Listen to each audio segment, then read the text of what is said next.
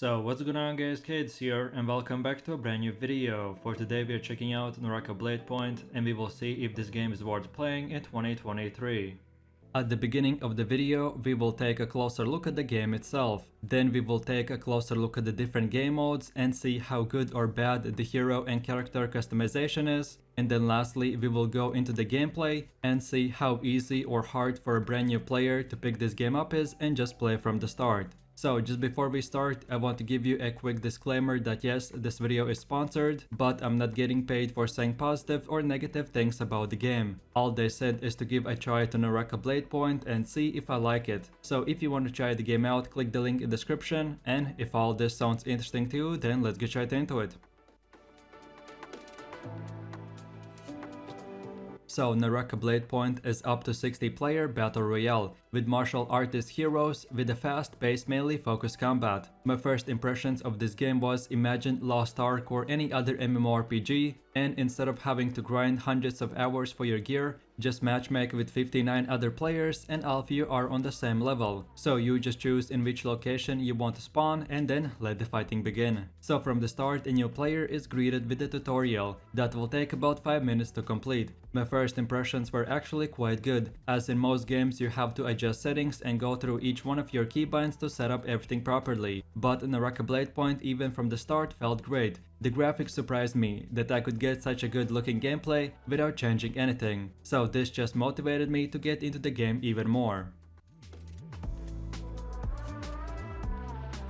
So with all the basic things out of the way, now let's go over to the main reason why you would want to play this game, which is this MMORPG type of styled battle royale. As soon as you matchmake, you can choose your hero, and then instead of having to go on a battle bus or something like that, you just have a map where you can pick and choose where to spawn. And of course, there are more popular or less popular areas. As a new player, you can pick a less populated area where you can loot more and get used to the game, or instead pick a more populated place and go fighting straight away. So then all around the map you'll be able to find different weapons, and each weapon has different attacks and playstyles. So overall the game has two different weapons, ranged and melee. Melee weapons are long swords, spears, daggers and etc. And then the ranged weapons are muskets, bows, pistols and much more. So then as well you will find different colored gear, which is ranked into different tiers. So the white color is the lowest quality and the orange is the highest. There's definitely a lot of customization in terms of what you can loot and how it affects your playstyle. This is really a nice addition which I would wish I could find in more games. The way that your inventory works is that you can equip different weapons with different attacks, but then in your backpack you get to put even more weapons. So then at any time you can swap your loadout depending on the enemy, and we can find this mechanic used in the real end game, where there are only few good players left, so you have to adjust your gameplay to defeat the stronger players. There is of course armor that will give you more defenses the better it is, but you have different consumables as well to regain health or shield and much more. Then there is also a rune system that will allow you to carry set amount of runes, which will improve your damage, health, and the best part is that there are even special runes which will give you different perks, so for example your footsteps can be heard and much more. At the start of the game I really thought that this would be a basic PvP arena, but the in-depth details and things you can do and find is really cool, and it will keep you entertained for a long time.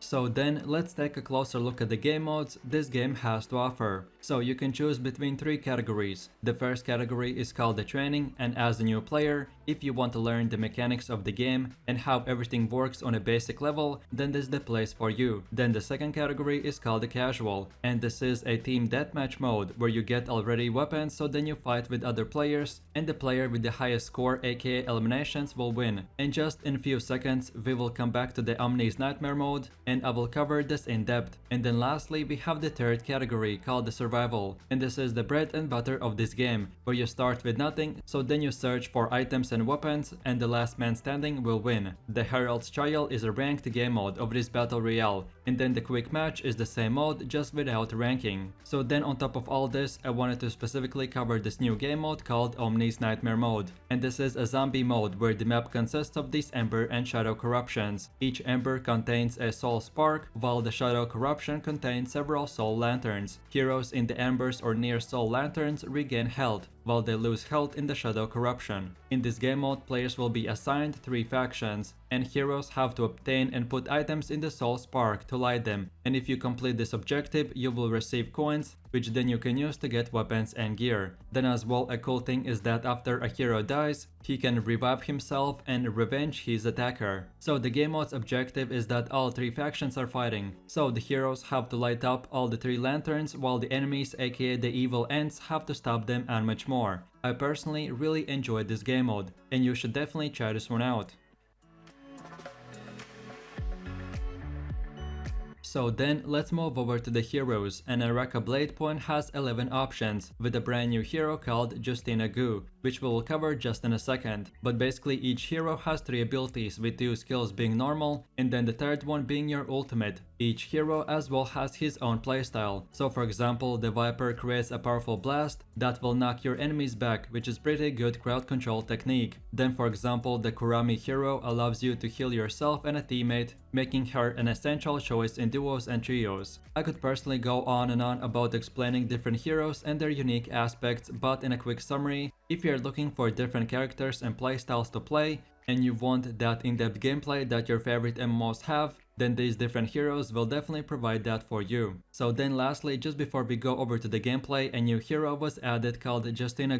One of her skills can summon an aura that while in the stance she recovers a set amount of armor and she is able to resist all the physical attacks. Then another skill is called the Shadow Swipe, which will make your character charge forwards at very high speed to deal damage, and if you hit the enemy you will freeze them, and each hit will give you additional 5% attack and much more. So if you're looking for a cool hero that has the control of the wind and ice, then you should definitely try this one out.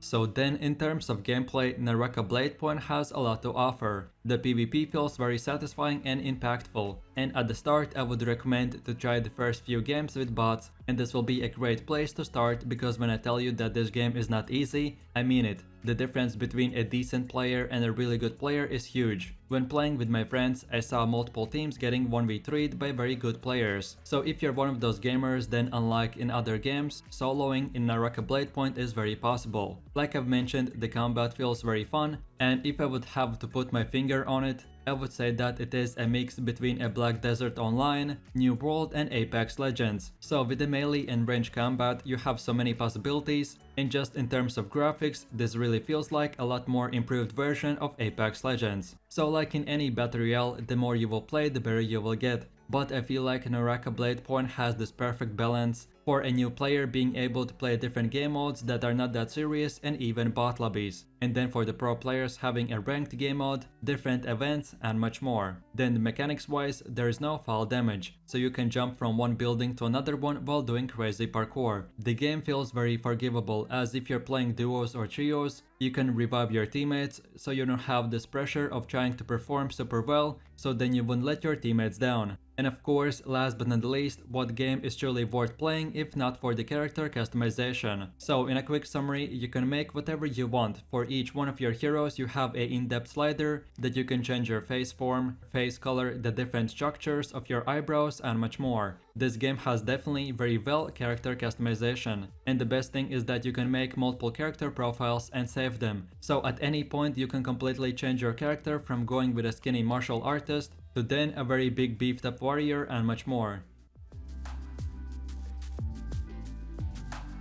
So then moving over to my last and final conclusions about this game. I know that there is so much more I could explain and show that the Naraka Bladepoint has to offer. But not to make this video too long, these were the best and brightest game mechanics and features that I like the most. Overall, this game has a lot to offer, from in-depth gameplay to a full gearing up system, different game modes and plenty other things to do and learn. I always really like the battle royale games, and I will be definitely adding Naraka Bladepoint to my list from which I choose to play different game modes in my free time. If you're tired of MMORPGs, or perhaps you just don't have that much time to invest into a game and you're looking for a fun arena that feels very similar to other MMORPGs, then you should definitely try this game out. My only two downsides for this game is how hard it is to learn and compete against the best players in the world, and then the $20 price tag. But of course it's up to you. The question is, are you willing to pay 20 bucks for not having a game waste your time and having to work for your progression, or you would rather just be able to enjoy some fun PvP without having to invest countless of hours? So in general, I really enjoyed the game, and of course at the start it won't be easy and you will have to get used to the combat and learn different hero skills, but the more you will play, the better you will get. So if you're interested in the game, then check the link in description, and if you will use my link, you'll be able to support my channel. With that said, thanks Naraka Bladepoint for sponsoring this video. So I really do appreciate everyone for watching, guys, and I hope you enjoyed it. If you have any suggestions, feedback, or other games that you would like to see in the next video, then feel free to leave your comments in the comment section down below.